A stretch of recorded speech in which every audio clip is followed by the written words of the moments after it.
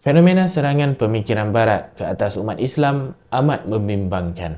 Fahaman menyesatkan ini telah melanda umat Islam di kebanyakan negara setelah berakhirnya fasa penjajahan barat di dunia Islam. Hasil daripada penjajahan barat dalam dunia Islam telah melahirkan pelbagai fahaman terbuka yang bertentangan dengan nilai-nilai Islam yang murni dan luhur seperti sekularisme ini yang menafikan kewujudan sistem Islam dalam mengatur kehidupan ummah. Hai, Assalamualaikum warahmatullahi wabarakatuh. Saya Alif Irfan. Saya akan menerangkan serba sedikit tentang fahaman sekularisme. Apakah ciri-ciri dan kesannya dari sudut pandang Islam dan apakah isu-isu semasa yang boleh dikaitkan dengan ideologi ini. Okey, baik. Apakah yang dimaksudkan dengan sekularisme? Sekularisme ialah fahaman yang merujuk kepada pemisahan di antara agama dan negara, dunia dan akhirat, jasad dan roh, sains dan agama. Kekuasaan sebagai kebebasan mutlak dan institusi agama hanya khusus untuk urusan ketuhanan semata-mata. Sekularisme sebagai aliran yang ingin memperbaiki kehidupan dengan cara material, hal keduniaannya bebas daripada ajaran wahyu, bersifat bebas hasil daripada pemikiran dan pengalaman tanpa hubung kait dengan Tuhan, dan kebahagiaan hidup itu ditentukan oleh dunia. Sekularisme melatih para pendukungnya agar mengenepikan hal-hal akhirat dan secara tidak langsung supaya mencari kehidupan di dunia semata-mata. Urusan akhirat bagi mereka adalah perkara kedua yang akan difikirkan di akhirat nanti. Lantaran itu, sekularisme membawa penganutnya kepada beberapa ideologi yang lain yang mementingkan kehidupan dunia, umpamanya liberalisme, materialisme, feminisme dan lain-lain lagi. Sekularisme juga turut memperjuangkan ciri-ciri yang bersifat kebebasan dan kebahagiaan yang tiada bersempadan. Teori Niccolo Machiavelli merupakan dasar yang dipegang oleh ideologi ini, iaitu ends justify the means, yang bermaksud matlamat menghalalkan cara. Pandangan dan pemerintahan secara sekular tidak mempunyai teras yang tetap dan mutlak, malah sentiasa berubah-ubah mengikut kepentingan dan masa tanpa ada sebarang garis panduan. Sebagai contoh, pandangan sekular terhadap perlakuan zina sentiasa berubah-ubah sejak abad ke-15 Masihi sehingga kini. Hal tersebut sudah menjadi hak individu yang tidak lagi menjadi kesalahan di barat. Okey, baiklah. Sekarang kita beralih pula kepada sejarah kemunculan ideologi ini. Pada satu ketika dahulu, Eropah mengalami zaman yang dikenali sebagai Dark Age, iaitulah zaman gelap di mana golongan gereja mendominasi pemikiran dan pemerintahan. Jadi segala keputusan dan ketetapan perlu dirujuk dengan golongan gereja. Apa yang berlaku? Mereka menyekat pintu-pintu pemikiran yang berbeza dengan mereka, termasuk sains, matematik, ekonomi dan politik. Bahkan agama menjadi hak eksklusif padri-padri dan menggunakan kuasa mereka untuk menghukum individu yang berbeza mazhab. Setelah itu berlakunya pula zaman Renaissance. Zaman ini merupakan zaman pemulihan di mana mula timbul pemikir-pemikir ataupun masyarakat mula mempersoal kedudukan golongan gereja ini. Dikatakan pada waktu itu, golongan gereja ini lebih tinggi daripada golongan-golongan istana, nak menunjukkan bahawa besarnya pengaruh gereja pada zaman itu. Lahir golongan ataupun individu-individu yang mula mempersoal pihak gereja seperti Galileo Galilei yang menjalankan kajian-kajian sains dengan melihat menerusi teleskop ke ruang angkasa lepas yang kita kenal hari ini sebagai astronomi. Beliau mula memperkenalkan teori-teori seperti bukan matahari yang mengelilingi bumi, tetapi bumi yang mengelilingi matahari. Perkara ini banyak bercanggah dengan golongan-golongan gereja, lalu Galileo Galilei dihukum penjara ataupun dikurung di rumah beliau sehinggalah beliau mati. Baik, seterusnya berlakulah zaman Enlightenment, iaitu zaman pencerahan.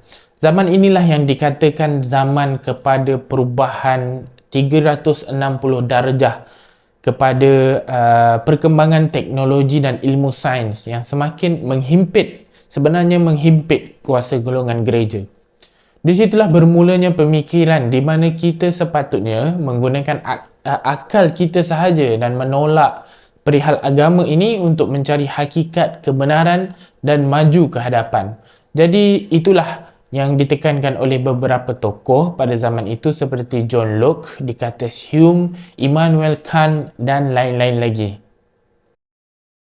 Selain itu, kita melihat pula kepada negara Perancis, iaitu telah berlakunya revolusi Perancis pada tahun 1789.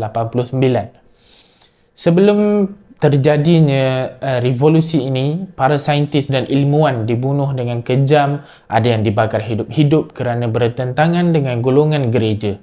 Kekuatan gereja amat luar biasa dan mendapat kekayaan dari cukai dan juga mengauk keuntungan daripada penjualan sijil-sijil penghapusan dosa.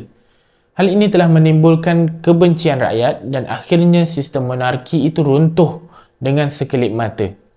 Maka tidak hairanlah fahaman sekularisme mendapat tempat di barat. Akhirnya tertegaklah fahaman sekularisme yang bererti memisahkan agama Kristian dan negara.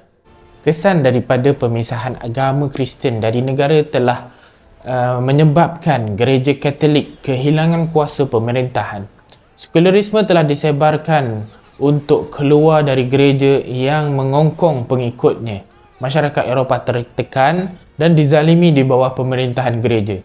Bagi pendukung sekular, mereka menganggap dengan berada di bawah kuasa gereja, mereka tidak akan mencapai kemajuan. Sepanjang sejarah Islam, tidak ada kezaliman terhadap penganutnya. Begitu juga Islam tidak membenarkan pemisahan agama Islam dari negara dan bukannya satu perkara yang berasingan. Dalam Islam tidak mungkin tertegaknya agama tanpa negara yang boleh menguatkuasakan undang-undang agama dan tidak mungkin tertegak negara itu jika tidak ada agama yang boleh memandunya. Al-Syahid Hasan Al-Banna dalam Majmu'ah Ar-Rasail menegaskan bahawa Islam merupakan sistem sempurna yang merangkumi urusan kehidupan manusia. Ia merangkumi negara, kerajaan, rakyat, akhlak, ekonomi, undang-undang dan lain-lain lagi. Al-Quran sendiri telah menggariskan beberapa dasar umum untuk umat Islam dalam memandu kehidupan mereka. Sebagai contohnya dalam bidang akidah melalui firman Allah dalam surah Ali Imran ayat 19. Bidang ibadat melalui surah Al-Baqarah ayat 43, bidang politik melalui surah As-Saba ayat 15, bidang undang-undang perlembagaan melalui surah An-Nisa ayat 59 dan juga bidang-bidang yang lain. Islam merupakan satu agama yang terkandung di dalamnya akidah dan syariat. Tidak membenarkan pemisahan ini dilakukan seperti mana Islam tidak membenarkan Tuhan-Tuhan lain ditaati dalam bidang syariah, bahawa sesungguhnya ad-din, agama yang diterima di sisi Allah, hanyalah agama Islam. Ideologi sekular ini secara umumnya menimbulkan banyak kesan negatif berbanding positif ke atas umat Islam, terutamanya dalam aspek akidah dan keyakinan terhadap kuasa Allah Subhanahu Wa Taala. Timbul pula keraguan terhadap Rasul, para malaikat, hari kiamat dan Al-Quran serta ketentuan qada dan qadar. Pengasingan diri dari kehidupan beragama menyebabkan kekosongan di dalam diri dan pembangunan insan yang tidak seimbang. Akibatnya keruntuhan moral dan akhlak berleluasa serta tersebarnya, dan apa yang kita lihat hari ini ialah gejala-gejala seperti bunuh diri, pengambilan dadah, arak, AIDS, LGBTIQ yang kini ditambah kepada IQ dan semakin berleluasa. Apa yang kita harapkan, sebab kita lihat pada ketika awal-awal epidemik di Malaysia, kes kita melonjak naik, right? Sehingga kita mencapai tertinggi pada tahun 2002 dengan kes 6,000 lebih setahun. Okay. Nah, bila kita lihat perkara itu, tapi pada ketika awal epidemik itu, dia disebabkan oleh penyakit dadah suntikan. Kan? Dan dia kalau segi efisiensi untuk menularkan memang paling tinggi adalah jarum suntikan. Itu kaedah dengan suasana epidemik sekarang ini. Kita telah berjaya mengurangkan jangkitan dalam kalangan penyakit dadah suntikan. Okay? Nah, tetapi malangnya since 2018, 10 years ago, kita sudah tidak lagi melihat penurunan kerana majoriti kes kita, 95% kes kita adalah hubungan seksual. Betul, ia terkait dengan tingkah laku, songsang dan sebagainya. Tapi kalau kita lihat dari aspek Kementerian Kesihatan, sebelum kita bercakap tentang homoseksual yang ramai ya, dan heteroseksual or multiple sexual partner contohnya, sebelum dia menjadi masalah perubatan, dia terlebih dahulu adalah masalah sosial. So, Kementerian Kesihatan sebenarnya is the receiving end. Kita menerima yang dah sakit.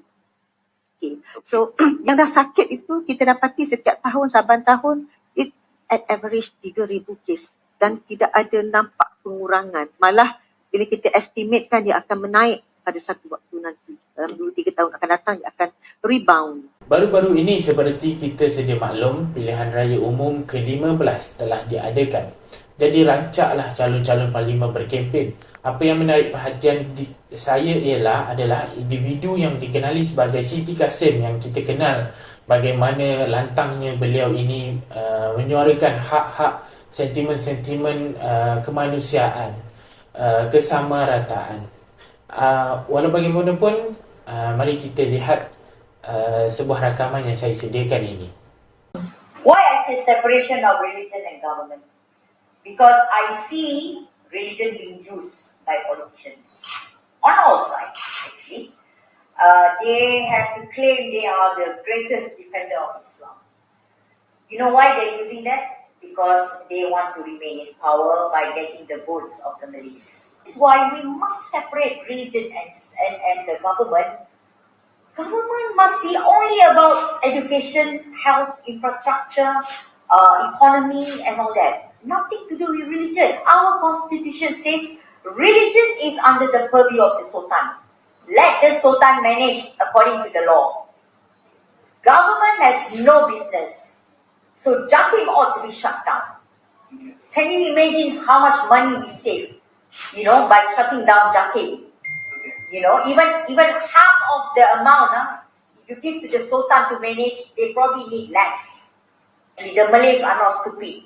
You explain to them that we have nothing against Islam or whatever. Jakim is not the body of Islam. We are giving back to the management, to the conference of rulers. Do you think the Malays will go against the Sultan? Of course they won't. Individu ini mengeluarkan kenyataan dengan berani dan secara terbuka. Kemanakah sebenarnya pemimpin-pemimpin kita yang berani membela dan menjaga maruah Islam? Seramai 653 pengundi di kawasan parlimen yang beliau bertanding di kawasan itu, iaitu Parlimen Batu, telah pun mengundi beliau. Ini bermakna mereka bersehaluan pemikiran. Jika dibiarkan, virus sekular di Malaysia akan terus merebak dan meletakkan Melayu Islam dalam bahaya. Na'udzubillah min zalik. Justru itu suka untuk saya mengingatkan kepada rakan-rakan semua bahawa fahaman sekularisme adalah agenda barat untuk menghancurkan umat dan kekuatan Islam. Oleh itu, keperluan kembali kepada Islam yang syumul, berpegang teguh dengan tali Allah yang berpandukan Al-Quran dan Sunnah. Jangan biarkan masyarakat Islam terus disekularkan oleh Barat kerana kesenangan yang dicanangkan itu hanyalah keseronokan yang sementara sahaja. Hakikatnya syurga adalah kesenangan yang hakiki. Mudah-mudahan segala usaha dan penyelesaian yang dilakukan dapat memberi impak yang positif buat Islam dan perjuangan Islam akan mencapai kegemilangan dan bersesuaian dengan tujuan maqasid syariah dalam menjaga agama Islam itu sendiri. Wallahu a'lam. Assalamualaikum warahmatullahi wabarakatuh.